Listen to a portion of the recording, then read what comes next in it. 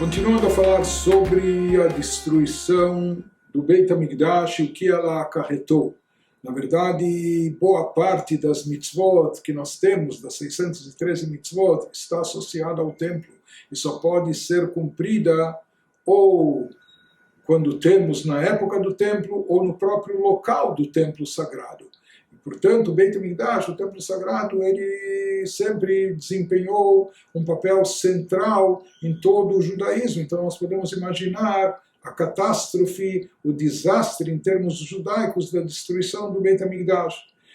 Contam os nossos sábios, assim consta no Talmud Baba Batra 60b, assim ensinaram os nossos mestres. Shecharab Habayit Bashniá, quando aconteceu a destruição do segundo Beit HaMikdash, então havia um grupo de pessoas que resolveram se abster de uma série de coisas em sinal de luto pela ausência do Beit HaMikdash. Eles falaram, olha, depois dessa tragédia nós não vamos mais beber vinho e nem vamos comer carne, para sentir o sofrimento da destruição do templo, porque na verdade as oferendas que eram trazidas no templo representavam a carne que era ofertada no altar, e havia libação de vinho também. Eles diziam, agora que não há carne no altar, no templo, nem o vinho sagrado, então nós também devemos nos abster de carne e vinho. Cabe notar que todos nós, pela lei judaica, nos dias que precedem a data fatídica de 9 de Av, no calendário judaico, que é a data da destruição tanto do primeiro templo como do segundo templo, então nos dias que precedem essa data, de fato, nós nos abstemos, com exceção do Shabat, nós nos abstemos de carne, de vinho, de música, etc., em sinal de luto. Aqui, naquela época, os contemporâneos do Beit HaMikdash, que viveram a destruição, eles queriam deixar de tomar vinho, de comer carne a vida toda, né? Já que não era trazida, não havia mais como trazer, quanto às oferendas de carne no Beit HaMikdash, nem o vinho de libação, como sinal de luto. Veio a eles Rabi Yoshua, um sábio nosso, e disse a eles, meus filhos, por que vocês não estão comendo carne e bebendo vinho? Eles responderam, em sinal de luto. Ele retrucou, se é assim, vocês também não podem comer pão. Por quê? Porque havia o pão na mesa da preposição, ou os 2 pães que eram trazidos em Shavuot, etc., e que agora não dá mais para trazer.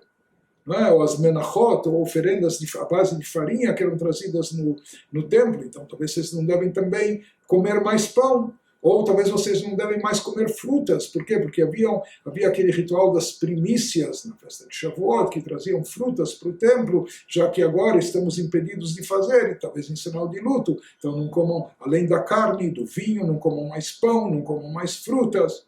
Em outras palavras, ele estava querendo dizer a eles, isso é inviável. E como dizendo a eles, não exagerem, não se excedam.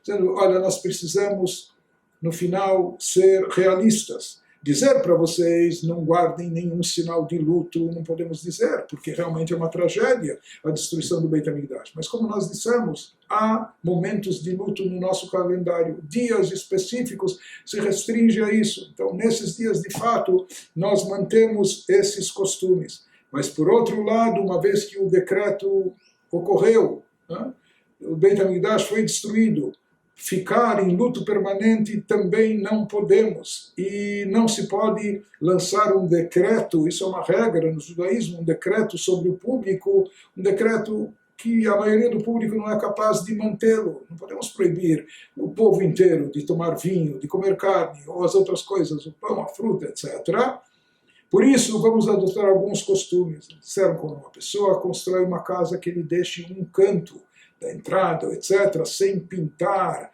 ou sem passar cal, etc., em sinal de lembrança da destruição do templo.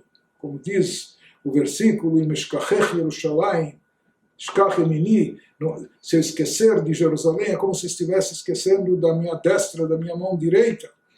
Da mesma forma, também, quando uma pessoa faz um banquete, uma refeição festiva, de um casamento, noivado, ou o que for, então que ele não sirva tudo, que ele deixe alguma coisa à parte, ou uma mulher que não vista de uma vez só todas as joias que ela tem, deixa alguma coisa à parte, sempre em lembrança à destruição do templo, como nós quebramos o copo debaixo da roupa do palio nupcial, quebramos um prato no noivado, tudo isso é lembrança da ausência do templo, porque de fato, assim está escrito que todo aquele que guarda luto por Jerusalém, como nós fazemos pela ausência do templo já há quase 2000 anos, terá o mérito de ver a sua reconstrução e se alegrar com o restabelecimento do templo.